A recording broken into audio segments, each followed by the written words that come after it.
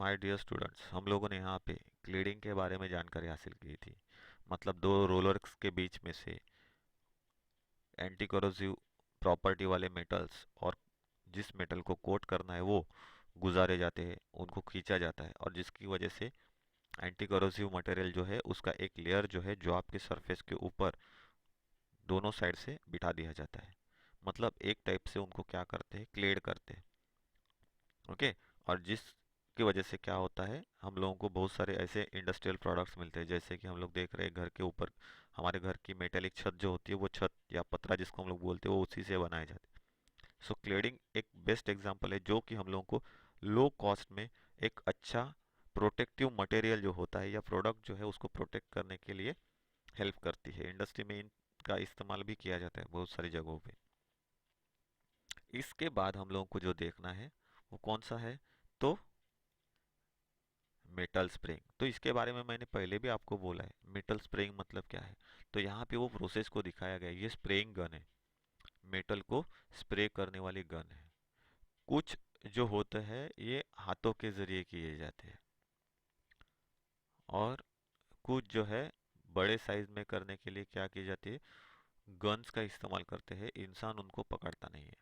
ये प्रोसेस जो है, ये प्रोसेस यहाँ पे दिखाई गई है। बड़े बड़े शिप्स को मेटल स्प्रेइंग के जरिए क्या किया जाता है, कलरिंग किया जाता है। जॉब से उनके सरफेसेस को स्प्रेइंग करके इस तरीके से बनाया जाता है। मतलब क्या है, जो नॉन करोजिव मटेरियल्स होते हैं जिनके बारे में हम लोगों ने जानकारी ली, एल्यूमिनियम, कॉपर जैसे मटेरियल, बहुत सारे मटेरियल्स हैं जिनके ऊपर रस्टिंग होता नहीं है, स्केलिंग होता नहीं, तो उनका यहाँ पे इस्तेमाल किया जाता है। देखिए यहाँ पे ये सभी प्रोसेस दिखाए हैं स्प्रेइंग के, मेटल स्प्रेइंग के। एक यहाँ पे, एक है, यहाँ पे है, यहाँ पे वो स्प्रेइंग करने के बाद मटेरियल कैसा दिखता है वो दिखाया गया है।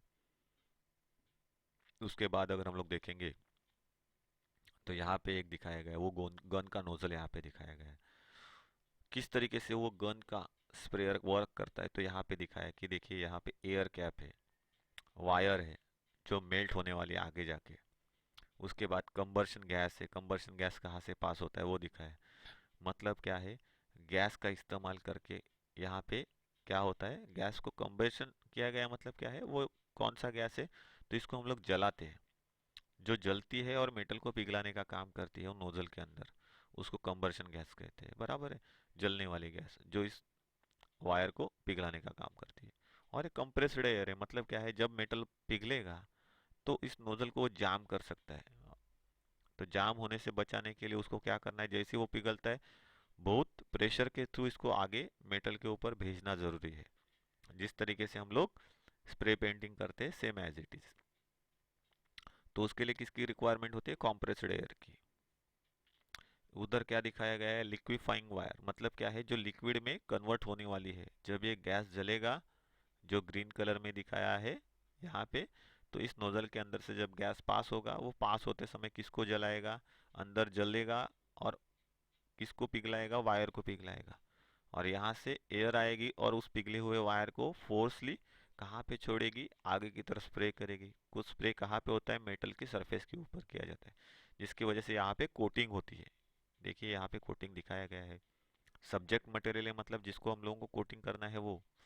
फिर एयर जो है, एयर पास कैसे होती है वो यहाँ पे दिखा है नोजल से। ओके। डिस्टेंस बताया है, कितने डिस्टेंस से वो स्प्रेइंग करना जरूरी है। छोटे जॉब्स होंगे तो अगर 100 to 200 मिलीमीटर्स, मतलब 10 सेंटीमीटर्स to 20 सेंटीमीटर्स। या अगर बड़ा जॉब है तो उसके लिए भी लंबाई बढ़ती जाएगी, क्योंकि वो क्या है, वो जो पार्टिकल्स हम लोग स्प्रे करने वाले हैं मेटल के ऊपर, वो हमारे ऊपर रिवर्सली ना आए। क्योंकि मेटल के कंपोनेंट्स है, उनका हीटिंग टेम्परेचर भी अलग रहेगा। उसके साथ में अगर वही उसके पार्टिकल्स अगर गलती से स्ट्राइक करके रिवर्स आ जाएंगे, तो हमारे जो बॉडी है उसके ऊपर लगने के बाद, या हमारा सूट है उसके ऊपर लगने के बाद उसको जलाने के चांसेस भी होते हैं। तो इसके लिए क्या किया जाता है, ये डिस्टेंस जो है, ये सेफ डिस्टेंस इसको कहा जाता है। वो सेफ डिस्टेंस में उसको क्या करते हैं, माउंट करते हैं, जैसे यहाँ पे दिखाया गया है।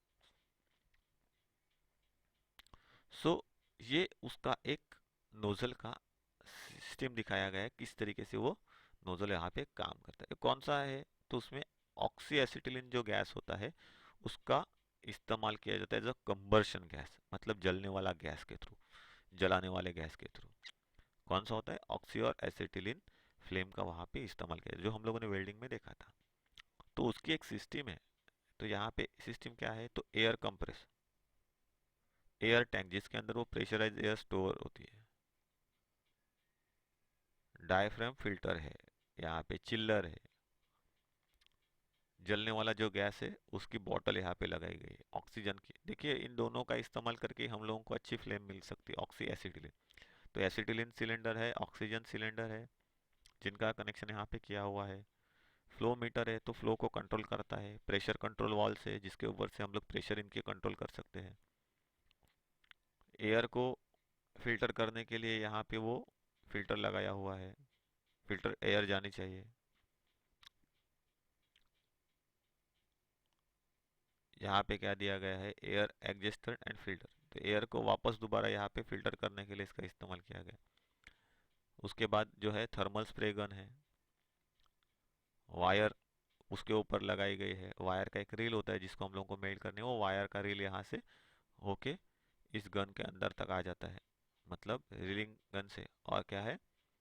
थर्मल स्प्रे गन ऐसे दिखाई गई है कि यहाँ से आगे की तरफ वो क्या करेगी? स्प्रेइंग करेगी।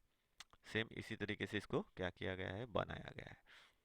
तो ये सभी चीज़ें यहाँ पे हम लोगों ने देखी है कि किस तरीके से ये प्लांट जो है, ये छोटा सा प्लांट होता है, छोटे से बड़े प्लांट में भी ये मिलते हैं, इस्तेमाल के ऊपर डिपेंड होता है। तो इस मेथड को प्रैक्टिकली मैंने आपको दिखा दिया है, अभी थियोरेटिकली इसके बारे में समझते हैं। तो ये जो मेटल स्प्रेइंग मेथड है, इस मेथड में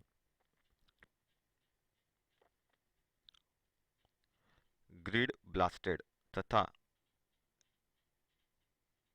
ग्रीस हटी हुई जो सरफेस होती है उसके ऊपर, मतलब क्या है? ब्लास्टिंग करके जिसको क्लीन किया गया है, ऐसी सरफेस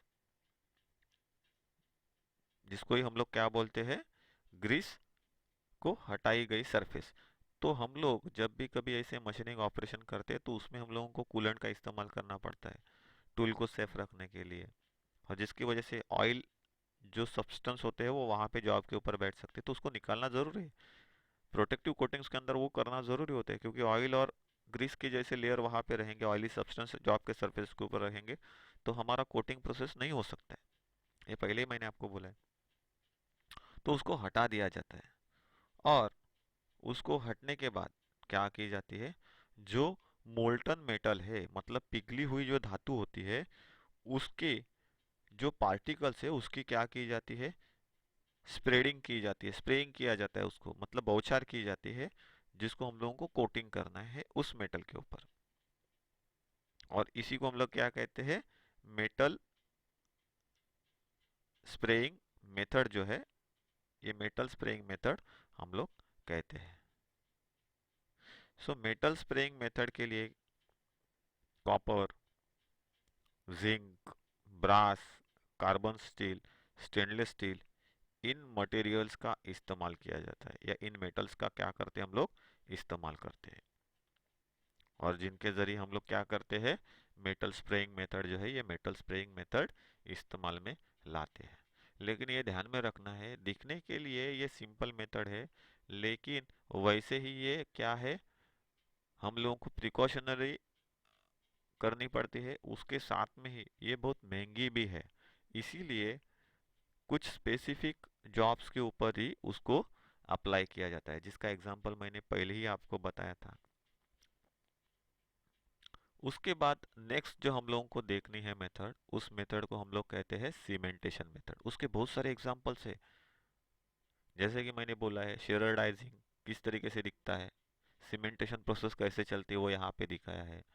फिर क्लोराइजिंग मेथड कैसे होती है वो यहाँ पे दिखाया है, आपको क्लोराइजिंग मेथड का टाइप दिखाया है।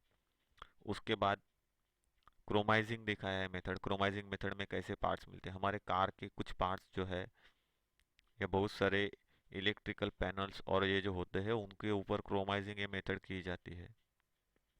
सो इन मेथड्स को हम लोग डेली हमारे लाइफ में कहीं ना कहीं देखते हैं, लेकिन हम लोगों को ये पता नहीं होता है वो प्रोसेस कौन सी है। सो सीमेंटेशन मेथड जो है, इसको मेटेलिक सरफेस के ऊपर या मेटेलिक सरफेस को एंटी रस्ट प्रॉपर्टी देने के लिए इस्तेमाल में लाया जाता है। मतलब क्या है, मेटेलिक सरफेसेस को रस्ट से बचाने के लिए या करोजन से बचाने के लिए या स्केलिंग से बचाने के लिए सीमेंटेशन मेथड जो है, ये सीमेंटेशन मेथड इस्तेमाल में लाई जाती है। ये मेथड जो है, सीमेंटेशन मेथड, ये तीन टाइप की होती है। सीमेंटेशन मेथड जो है वो तीन टाइप की होती है। पहला टाइप जो है, जो मैंने वहां पे लिखा है शेरडाइजिंग। शेराडाइजिंग शेराडाइजिंग मतलब क्या है कि इस मेथड में एसिड पिकलिंग या फिर ग्रिट ब्लास्टिंग मेथड के द्वारा जॉब को क्या करते हैं, रेडी किया जाता है। एसिड पिकलिंग, ग्रिड ब्लास्टिंग क्या है, तो जॉब के सरफेस को क्लीन करने की जो मेथड्स मैंने पहले बताई थी वो है। ग्रिड ब्लास्टिंग मतलब क्या है, तो मैंने पहले ही बोला है, सैंड ब्लास्टिंग हम लोगों ने सुना है। यहाँ पे क्या होता है, सैंड ब्लास्टिंग में अलग अलग एब्रेसिव के पार्टिकल्स की सैंड का इस्तेमाल किया जाता है, पाउडर का इस्तेमाल करते हैं, उसको जोर से छोड़ते हैं, जिसकी वजह से वो मेटल के सरफेस के ऊपर स्ट्राइक करने के बाद उसको क्या करते हैं, खुरेचते हैं, क्लीन करते हैं। ये इंस्टेंट होता है। तो उसके बारे में बहुत सारी चीजें मैंने बताई थी। तो उसको ही क्या कहते हैं, ग्रिड ब्लास्टिंग भी कहते हैं। सो जब ये इंटरनली क्लियर हो जाएगा, तो इसके बाद क्या करते हैं, उस जॉब को रोटेट होने वाला स्टील का जो बैरल होता है या डिब्बा होता है गोल गोल घूमने वाला, उसको उस बैरल के अंदर जिंक पाउडर जो होती है, उस जिंक पाउडर के साथ में रखा जाता है और उसे 370 डिग्री मतलब 370 डिग्री सेंटीग्रेड टेम्परेचर पर गर्म किया जाता है।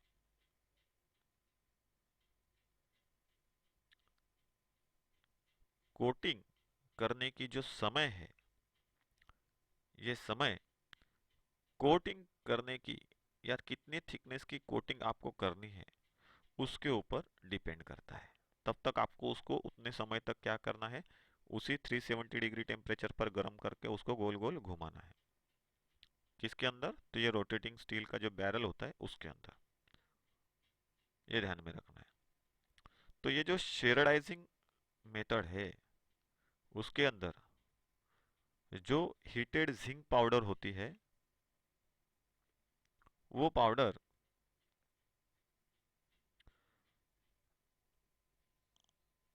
फेरस मटेरियल जो होता है, उस फेरस मटेरियल या फेरस जॉब को डिफ्यूजन मेथड के द्वारा क्या कर देती है, पकड़ देती है। मतलब क्या है, वो बैठ जाती है। डिफ्यूजन मेथड के थ्रू वो क्या कर देती है, पकड़ लेती है। मतलब ही खुद को उसके साथ में बांध देती है या जोड़ देती है। सो इस मेथड के द्वारा जिंक इंटरमेटेलिक कंपाउंड, जिसको हम लोग कहते हैं जिंक की इंटरमेटेलिक कंपाउंड की एक हार्डर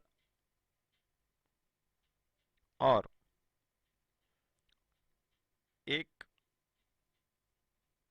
समान, जिसको हम लोग क्या बोलते हैं, इक्विवेलेंट।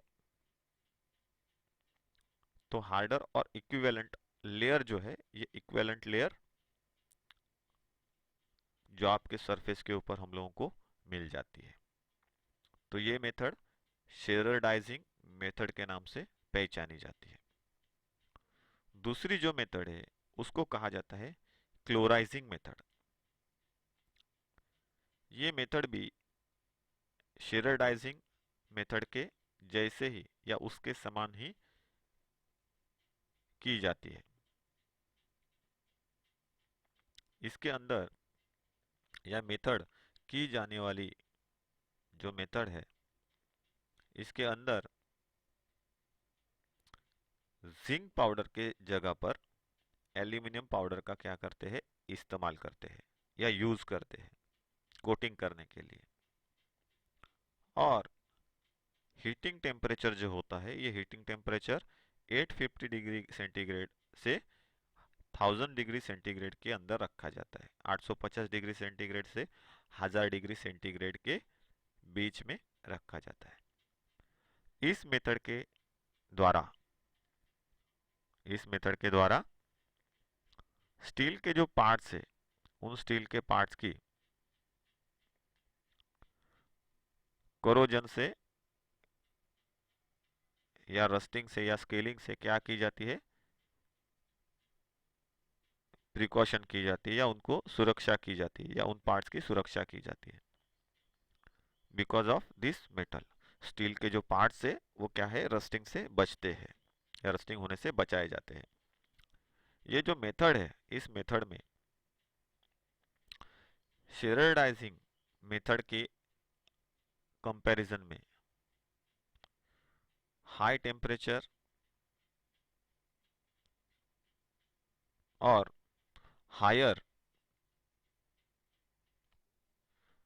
हायर टेम्परेचर और हायर ह्यूमिडिटी, ह्यूमिडिटी का मतलब क्या होता है, आर्द्रता, मतलब पानी का अंश। स्प्रिंकलिंग मतलब जैसे आर्द्रता मतलब हवा में पानी का अंश होता है, उसको हम लोग क्या बोलते हैं, आर्द्रता बोलते हैं, ह्यूमिडिटी बोलते हैं। तो वैसे हाई टेम्परेचर और हाई उच्च आर्द्रता जो है, ये उच्च आर्द्रता मतलब हाई ह्यूमिडिटी और हाई टेम्परेचर, इनकी क्या होती है, आवश्यकता होती है, नीड होती है, जरूरत होती है ये प्रोसेस को करने के लिए, जिसको हम लोग क्या कहते हैं, क्लोराइजिंग मेथड।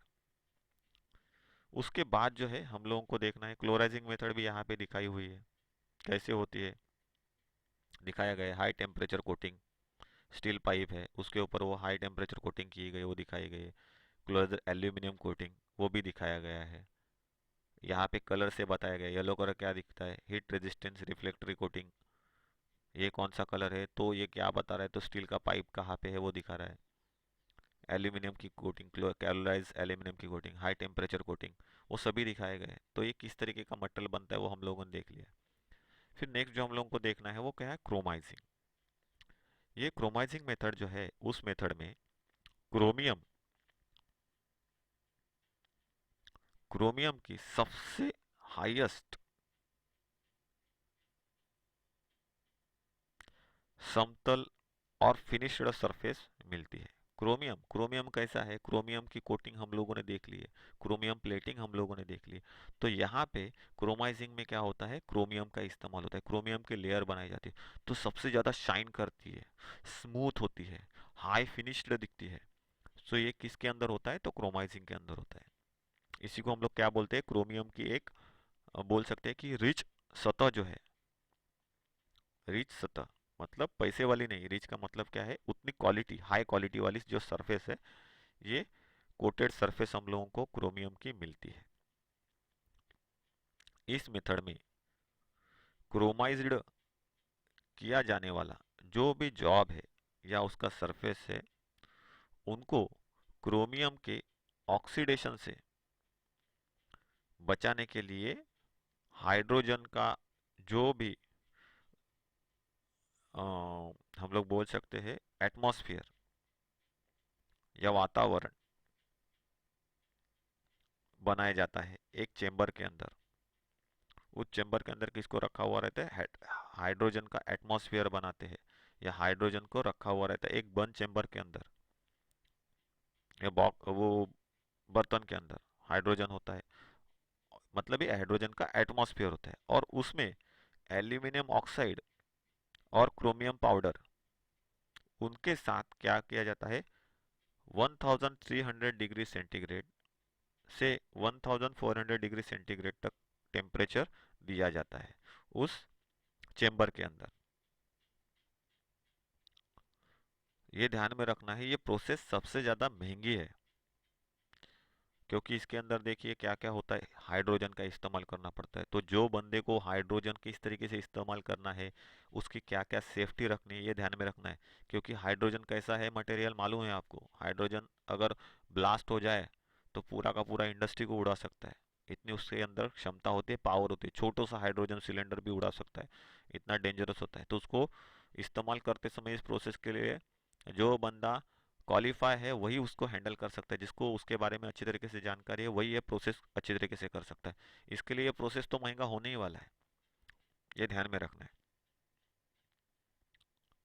तो क्या किया जाता है, उसके अंदर हाइड्रोजन जो है उसका एटमॉस्फेयर बनाया जाता है। तो किसके अंदर हाइड्रोजन को छोड़ के वो एटमॉस्फेयर बनाते हैं, हाइड्रोजन की मात्रा कैसे बढ़ाई जाती है, तो एक चेंबर के अंदर वो किया जाता है प्रोसेस। चेंबर मतलब सेम ये जो हम लोगों ने पहले दो प्रोसेस देखे हैं जैसे सेरेडाइजिंग क्लोराइजिंग, उसी की तरह वो चेंबर होता है घूमने वाला। और उसके अंदर क्या किया जाता है, वो टेम्परेचर एक मेंटेन किया जाता है। वो टेम्परेचर कितना है हाइड्रोजन के एटमॉस्फेयर के साथ में, सो 1300 डिग्री सेंटीग्रेड 1300 डिग्री सेंटीग्रेड से 1400 डिग्री सेंटीग्रेड मतलब 1400 डिग्री सेंटीग्रेड टेम्परेचर में हाइड्रोजन के साथ में एल्यूमिनियम ऑक्साइड, क्रोमियम का पाउडर क्या किया जाता है, हीटिंग करते हैं, गर्म करते हैं या गर्म किया जाता है। और उसके अंदर वो जॉब जो है वो जॉब रखा हुआ रहता है, जिसकी वजह से उसके ऊपर क्रोमियम की जो परत है ये क्रोमियम की परत बन जाती है। तो ये जो मेथड है, इस मेथड में या इस मेथड का इस्तेमाल जो है, जहां पे आपको जंग या रस्टिंग से जॉब का सरफेस को अधिक तरीके से सेफ रखना है, उन्हीं जगहों पे इस मेथड का इस्तेमाल करते हैं। मतलब उन्हीं जगहों पे इस मेथड का इस्तेमाल किया जाता है, जिसको हम लोग क्या कहते हैं, क्रोमाइजिंग मेथड कहते हैं। तो ये ध्यान में रखना है, ये मेथड सबसे महंगी है, क्योंकि इसके अंदर जो भी मटेरियल इस्तेमाल में लाए जाते हैं वो सबसे महंगे हैं। और उसी के साथ में ये मेथड परफॉर्म करने के लिए हाई स्किल्ड हैंड की रिक्वायरमेंट होती है। जनरल ये कोई नॉर्मल बंदा इसको परफॉर्म नहीं कर सकता, ये ध्यान में रखना है। इसीलिए क्रोमाइजिंग मेथड जो है बाकी सभी मेथड्स के अंदर सबसे महंगी होती है। उसके बाद नेक्स्ट जो मेथड है उस मेथड को कहा जाता है थर्मल कोटिंग। उसको हम लोग क्या कहते हैं, थर्मल कोटिंग मेथड। एग्जाम्पल के तौर पे जो फैंस होते हैं, टरबाइन के फैंस, या हम लोग बोल सकते हैं बड़ी बड़ी पवन चक्कियां होती है जिससे पावर को जनरेट किया जाता है, वाइंड जनरेटर, पावर जनरेटर्स जो होते हैं विंड जनरेटर्स, उन विंड जनरेटर का जो विंग्स है तो उन विंग्स को भी ये थर्मल कोटिंग जो है, ये थर्मल कोटिंग प्रोसेस की जाती है। सो यहाँ पे अगर हम लोग बात करें तो ये है क्या, तो थर्मल कोटिंग एक एडवांस कोटिंग प्रोसेस है और उसको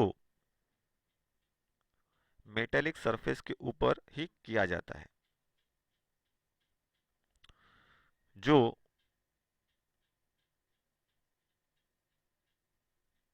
मेटल्स या जिन मेटल्स को हम लोगों को अलग अलग एटमॉस्फेयर में इस्तेमाल करना है काम करने के लिए, जहाँ पे ये मेटल्स अलग अलग टेम्परेचर में या एटमॉस्फेयर में काम करने वाले हैं, उन्हीं के ऊपर ये प्रोसेस जो है ये की जाती है। मतलब इसका बेनिफिट क्या है कि आप इन कोटिंग किए हुए सरफेसेस वाले मेटल्स को या जॉब्स को कौन से भी एटमॉस्फेयर में इस्तेमाल में ला सकते हो, इनके ऊपर किसी भी तरह का एटमॉस्फेयर का कोई भी असर नहीं होगा। यही ये मेटल कोटिंग की जो प्रोसेस है वो हम लोगों को बताती है। जैसे कि मैं पहले ही बोला है, गैस के टरबाइंस है या फिर एयरक्राफ्ट है उसके जो पार्ट्स है, तो उष्मक लेपन इसको हम लोग बोल सकते हैं। हीट थर्मल कोटिंग, थर्मल मतलब हीट या उष्णता, और कोटिंग का मतलब क्या होता है, लेप लगाना, बराबर। तो उष्मक लेपन या हीट कोटिंग भी बोल सकते हैं। तो ये जो थर्मल कोटिंग है या प्रोसेस है, ये थर्मल कोटिंग की हुई जो सरफेस है, ये सरफेसेस उनका जो मेल्टिंग पॉइंट है उस मेल्टिंग पॉइंट से अधिक टेम्परेचर पर भी क्या कर सकती है, काम कर सकती है या वर्क कर सकती है या वर्क करने लायक बन जाती है। ये थर्मल कोटिंग के अंदर किसी भी सरफेस के ऊपर अलग अलग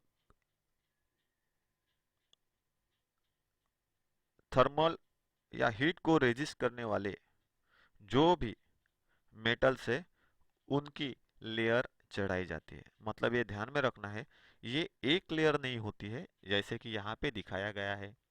लेयर्स कितनी है वो दिखाया गया है, कहाँ पे वो इस्तेमाल में आता है, ये सभी यहाँ पे मैंने आपको दिखाया गया है, जो हमारे बुक के अंदर नहीं। तो थर्मल कोटिंग के अंदर क्या किया जाता है, ऐसे अलग अलग लेयर्स को लगाया जाता है, थर्मल लेयर जिसको बोलते हैं। मतलब क्या है कि जिसकी वजह से क्या बेनिफिट होता है, अलग अलग हीट को रेजिस्ट करने वाले जो मटेरियल है उनकी लेयर्स चढ़ाई जाती है। ये लेयर्स कैसे होती है, एक या दो नहीं, तो तीन चार ऐसी लेयर्स जो होती है, ये 3 से 4 लेयर्स या 4 से 5 लेयर, उनको क्या किया जाता है, मैक्सिमम 4 लेयर्स जो होती है वो 4 लेयर्स वहां पे लगाई हुई रहती है। उसका बेनिफिट क्या होता है कि वो मटेरियल इतना स्ट्रांग हो जाता है कि उसके ऊपर एटमॉस्फेयर का या टेम्परेचर का कोई भी असर नहीं होता है। उसके बाद अगर हम लोग बात करेंगे तो सबसे पहले जो सरफेस है, उन सरफेस के ऊपर इस मेथड के अंदर या थर्मल कोटिंग के अंदर क्या किया जाता है, तो सेरेमिक जो मटेरियल है उस सेरेमिक मटेरियल की लेयर लगाई जाती है। उसके बाद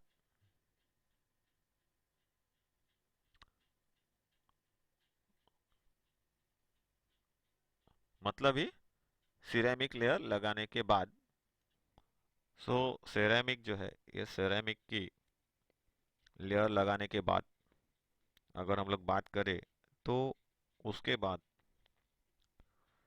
थर्मल ऑक्साइड्स जो होते हैं, उन थर्मल ऑक्साइड्स की लेयर जो है, ये लेयर उस सिलिकॉन या सिरेमिक जो होता है, ये सिरेमिक के ऊपर क्या की जाती है, लेयर लगाई जाती है। ये थर्मल ऑक्साइड जो है उसको ही हम लोग उष्मक ग्राउंड ऑक्साइड भी बोल सकते हैं।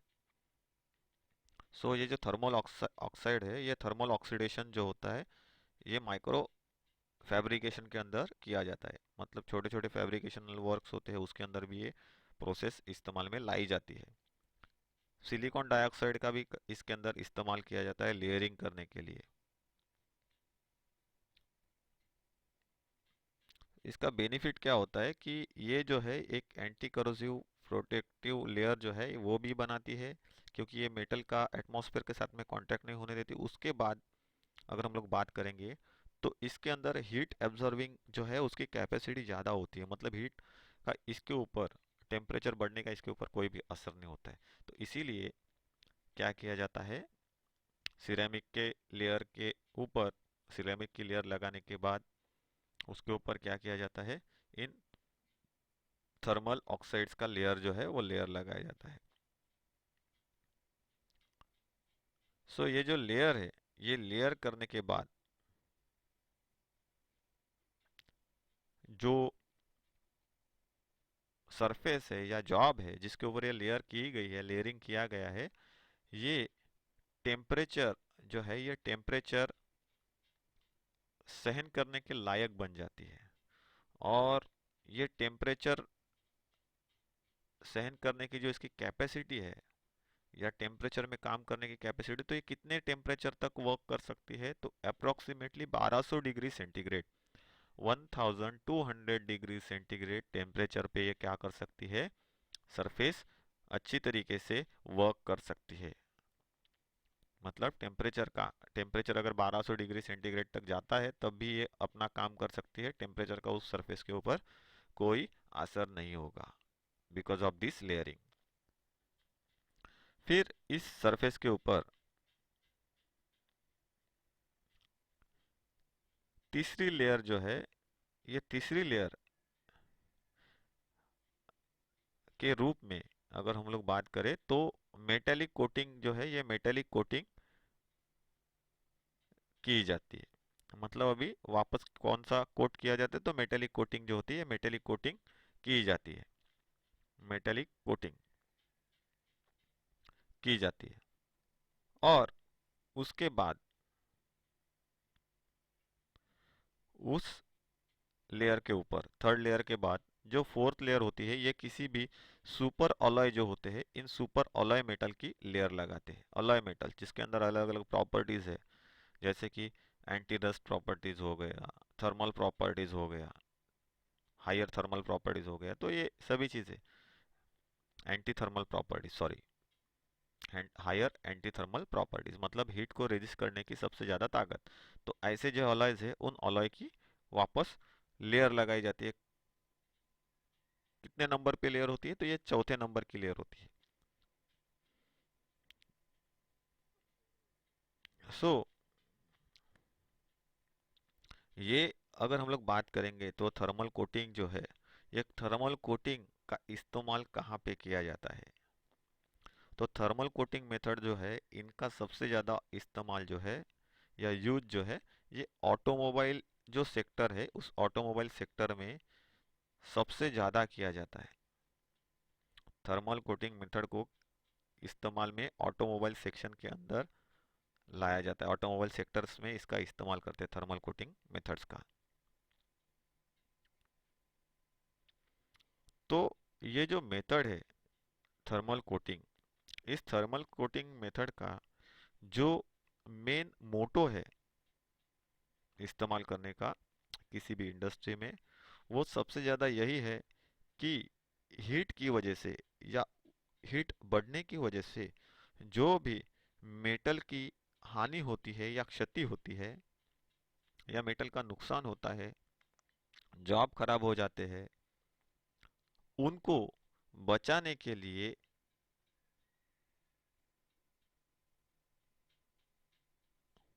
सो थर्मल कोटिंग मेथड क्या है ये हम लोगों ने जान लिया। किस तरीके से उसका लेयरिंग किया जाता है ये देख लिया। किस तरीके से उसको लेयरिंग करने से पहले क्लीन किया जाता है। मेन सबसे ज़्यादा उसके एग्जांपल्स देखे जैसे कि गैस टरबाइन, एयरक्राफ्ट के पार्ट। उसके बाद में इसका इस्तेमाल सबसे ज़्यादा अभी कहाँ पे किया जाता है? तो ऑटोमोबाइल सेक्टर से इंडस्ट्री में किया जाता है। तो थर्मल कोटिंग्स क्या है ये हम लोगों ने यहाँ पे जान लिया। इसके बाद जो हम लोगों को नेक्स्ट देखना है यह है electric transmission insulating coating. Electric transmission insulating coatings मतलब क्या है? इलेक्ट्रिक ट्रांसमिशन जहाँ पे होता है उसको इंसुलेट करने वाली जो कोटिंग्स होती है वो कोटिंग्स। तो ये ड्राइंग देखने के बाद आपको पता चल गया आराम से कि वो कौन सी कोटिंग्स है। तो एक तरीके का सिरेमिक कोटिंग्स है। सिरेमिक मालूम है सब लोगों को? सिरेमिक एक ऐसा मटेरियल है जो क्या करता है, किसी भी करंट को बाहर जाने नहीं देता। ये विद्युत अवरोधी मटेरियल होता है। सिरेमिक मतलब विद्युत को अवरोध करने वाला मटेरियल। तो ये जिसके ऊपर है तो आप उसके ऊपर हाथ भी लगाओ, उसके अंदर से कितने भी जोर से बिजली प्रवाहित हो रही हो या करंट प्रवाहित हो रहा हो, तो उसका आपको कोई असर नहीं होगा, ना ही आपको करंट लगेगा, झटका लगेगा। ये सिरेमिक्स होते हैं। ये सिरेमिक के बने हुए मटेरियल से या कोटिंग किए हुए पार्ट से। ऐसे ही बेरिंग्स भी आती है, मतलब जहाँ पे शाफ्ट के ऊपर कोई इलेक्ट्रिकल सप्लाई कनेक्टेड है या वो सप्लाई फ्लो हो रहा है और अगर करंट पास होने का चांस है, तो मटेरियल की जो बॉडी है वो बॉडी में कहीं से भी आपको करंट जो है करंट लगने का चांस नहीं होता है। तो इलेक्ट्रिक ट्रांसमिशन इंसुलेटिंग कोटिंग के बारे में हम लोग जानेंगे। मेटेलिक सरफेसेस जो होते हैं, मेटेलिक जो भी सरफेसेस होती है उनको शॉक सर्किट से बचने के लिए या शॉक सर्किट होने से बचाने के लिए उनके ऊपर इलेक्ट्रिक ट्रांसमिशन इंसुलेशन कोटिंग जो है उसका इस्तेमाल किया जाता है, या फिर उसको एज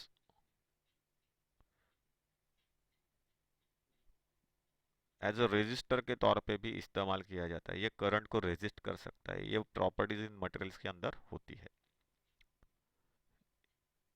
इस प्रोसेस के अंदर जो मेटेलिक सरफेस है उन सरफेसेस के ऊपर इलेक्ट्रिक या विद्युत, सो ये ध्यान में रखना है। कंडक्टर का मतलब क्या है? सुचालक, जो कि इलेक्ट्रिकल सप्लाई को फ्लो कर सकता है। और बैड कंडक्टर मतलब कुचालक, मतलब इलेक्ट्रिकल सप्लाई को रेजिस्ट करने का काम करता है, उसको प्रवाहित होने नहीं देता है, बहने नहीं देता है। उसको हम लोग क्या कहते हैं? Bad conductor. और कंडक्टर मतलब जो उसको कंडक्ट करके ले जा सके, एक जगह से दूसरी जगह ले जा सके। सो ये ध्यान में रखना है कि ये जो मेथड है जिसको हम लोग इलेक्ट्रिक ट्रांसमिशन इंसुलेशन कोटिंग कहते हैं, ये इंसुलेटिंग कोटिंग जो है, इसके अंदर जो मेटालिक सरफेस होती है, उस सरफेस के ऊपर जो भी बैड कंडक्टर्स होते हैं या बैड कंडक्टिंग मटेरियल जो होते हैं, उनका इस्तेमाल किया जाता है और उनका लेयर लगाया जाता है। एग्जाम्पल के तौर पे रबर, पीवीसी, सिरेमिक, ऐसे materials. So electric transmission insulating coating जो होती है, इसके अंदर बहुत सारे जो मटेरियल्स है, उन मटेरियल्स का जो लेयरिंग है, ये लेयरिंग रिक्वायरेशन क्या है उसके अनुसार, आपकी ज़रूरत क्या है उसके अनुसार वो किया जाता है या किया जा सकता है। लेकिन इसके लिए आपको ऐसे मटेरियल का सिलेक्शन करना है या किया जाना चाहिए जो कि सस्ता भी हो, अच्छी क्वालिटी का भी हो, और एटमॉस्फेयर के साथ में या टेम्परेचर के साथ में वो सही तरीके से काम कर सके। सो इसके अंदर या इस मेथड के अंदर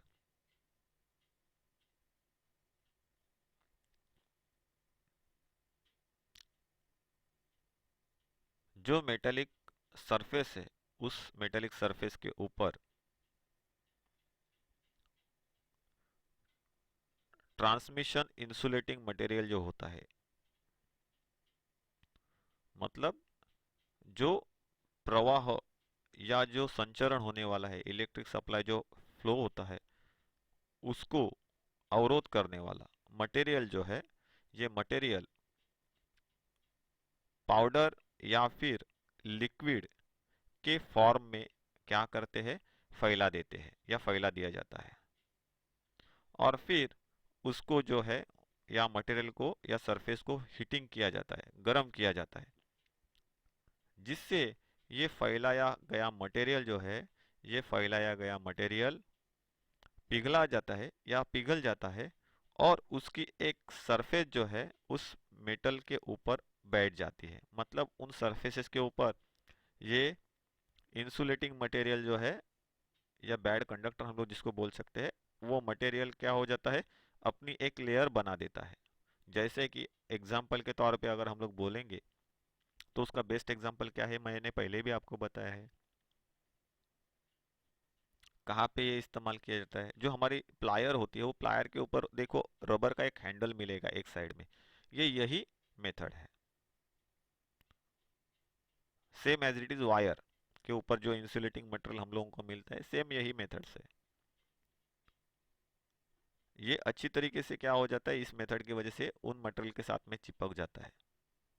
so electric transmission insulating coating क्या है, इसके बारे में हम लोगों ने यहाँ पे अच्छी तरीके से जानकारी जो है, ये जानकारी हासिल की है।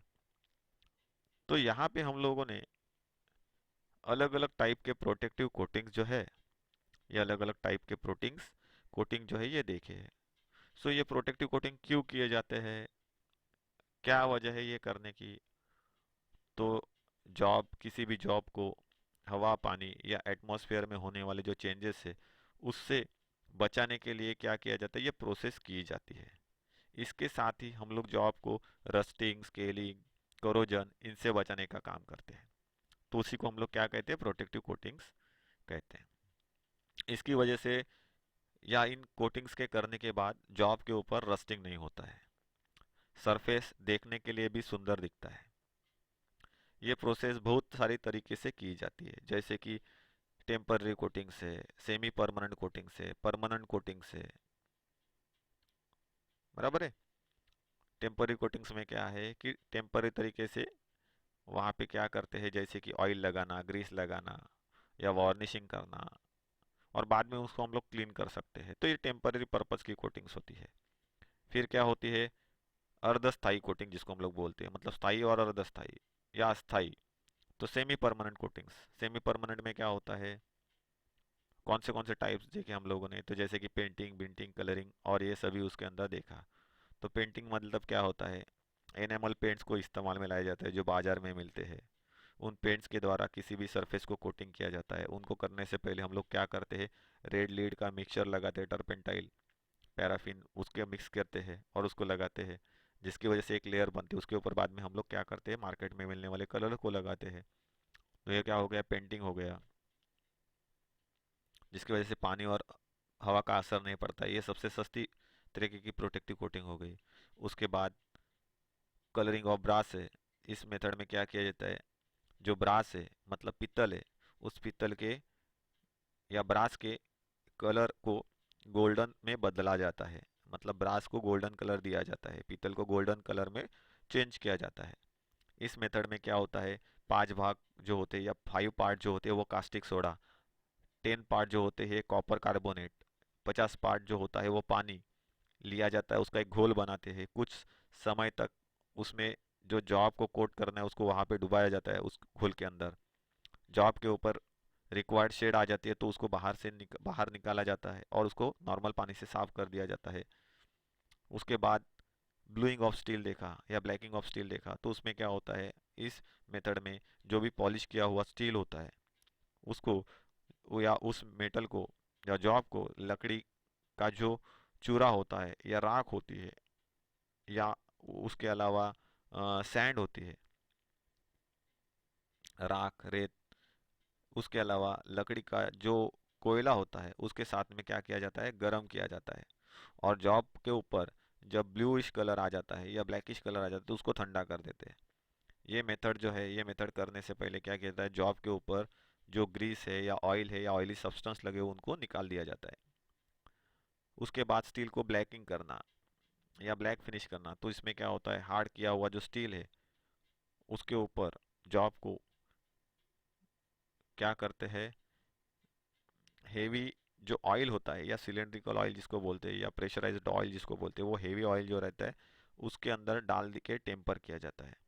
और उसके बाद इंस्टेंटली क्या करते हैं, ठंडा करते हैं, या उसको ऑयल को वहां पे लगाया जाता है और उसको फर्नेस में डाल के इंस्टेंटली ठंडा करते हैं ऑयल में डुबो के। तो क्या होता है, जॉब को किसी भी फर्नेस के अंदर 150 डिग्री सेंटीग्रेड या 175 डिग्री टेम्परेचर में अप्रोक्सीमेटली गर्म करते हैं 5 से 8 मिनट तक। और इसके बाद क्या करते हैं, उसको निकाल के इंस्टेंटली ठंडा कर देते हैं, जिसके जॉब के ऊपर ब्लैक कलर की फिनिश आती है, जिसके बारे में हम लोगों ने पहले भी देखा है। उसके बाद देखा था टीनिंग मेथड। टीनिंग में क्या होता है, टीन का कोट लगाया जाता है, टीन की कोटिंग की जाती है। किसके ऊपर सबसे ज़्यादा ये प्रोसेस होती है, तो मेटल की जो शीट्स होती है उनके ऊपर की जाती है। टीनिंग करने के बाद जॉब को एक अच्छी तरीके से चमक आती है, शाइन आती है या शाइन लाई जाती है। वो शाइन लाने के लिए क्या करते हैं, तो लकड़ी का जो चूरा होता है या बुरादा जिसको हम लोग बोलते हैं, या पाउडर, मतलब लकड़ी स्क्रैच करने के बाद जो निकलने वाला जो पाउडर होता है उसके अंदर जो मेटल की शीट्स है उनको बहुत सारे रोलर के बीच में से प्रेशर से क्या करते हैं, आगे पीछे घुमा के निकालते हैं। सो टिनिंग करने से पहले हमेशा ये ध्यान में रखना होता है कि जॉब के ऊपर लगी हुई ग्रीस ऑयल जो है उसको क्लीन करना है। फिर देखा गैल्वेनाइजिंग। इसके ऊपर क्या होता है, गैल्वेनाइजिंग में जिंक कोटिंग की जाती है मेटल के ऊपर। और अच्छी कोटिंग लाने के लिए क्या किया जाता है, जिंक का कोट लगने के बाद वायर ब्रश से उसको क्या करते हैं, क्लीन करके निकालते हैं, तो जितनी रिक्वायर्ड लेयर है वही वहाँ पे रह जाती है। इसको करने से पहले हम लोगों को यहाँ ये देखना है कि ऑयल और ग्रीस नहीं लगा हुआ चाहिए। फिर हम लोगों ने देखे कौन से, तो परमानेंट कोटिंग्स देखे हैं। तो यहाँ पे क्या होता है, परमानेंटली मेटल के ऊपर किसी और मेटल की लेयर जो है ये चढ़ाई जाती है, या एंटी कोरोसिंग लेयर्स जो है ये बनाए जाते हैं। इसके लिए एंटी कोरोसिव मटेरियल जैसे एल्यूमिनियम, कॉपर है, सिल्वर है, गोल्ड है, उनको लगाया जाता है, उनकी कोट चढ़ाई जाती है। सो निगेटिव एंड में जो रहता है उसको क्या कहते हैं, एक को क्या कहा जाता है, एनोड कहते हैं, एक को क्या कहते हैं हम लोग, कैथोड कहते हैं। तो इसमें कौन से टाइप्स हम लोगों ने, क्रोमियम प्लेटिंग, निकेल प्लेटिंग है, सिल्वर प्लेटिंग है। क्रोमियम प्लेटिंग अगर हम लोग बात करेंगे तो क्या कौन सी प्लेटिंग्स होती है, तो क्रोमियम प्लेटिंग जो है वहाँ पे क्या होता है, जो आपको सल्फाइड जो होते हैं मतलब जो एसिड्स होते हैं उनसे क्लीन किया जाता है। फिर क्रोमियम के जो वो घोल होता है, लिक्विड्स होता है, लिक्विड क्रोमियम उसके अंदर रखा जाता है पर्टिकुलर समय तक। कैथोड और एनोड के थ्रू वो क्या की जाती है, प्लेटिंग की जाती है। उसके बाद निकेल प्लेटिंग देखी, उसके बाद हम लोगों ने क्या देखा है, तो सिल्वर प्लेटिंग देखा है। तो इस तरीके से हम लोगों ने प्रोटेक्टिव कोटिंग्स देखे, क्लैडिंग देखा, मेटल स्प्रेइंग क्या है देखा, सीमेंटेशन देखा, सीमेंटेशन के 3 टाइप्स देखे, थर्मल कोटिंग मेथड देखा, इलेक्ट्रिक ट्रांसमिशन इंसुलेटिंग कोटिंग देखा। तो इस तरीके से मेटल को प्रोटेक्ट करने के लिए या प्रोटेक्शन के तौर पे जिन का इस्तेमाल किया जाता है उनको हम लोग क्या कहते हैं, प्रोटेक्टिव कोटिंग्स कहते हैं, फॉर मेटल्स और non metallic materials. So my dear student, इस क्लास के जरिए हम लोगों ने बहुत सारी मेटल की प्रोटेक्टिव कोटिंग्स और नॉन मेटेलिक प्रोटेक्टिव कोटिंग्स के बारे में जानकारी ली है। So thank you very much for attending the class.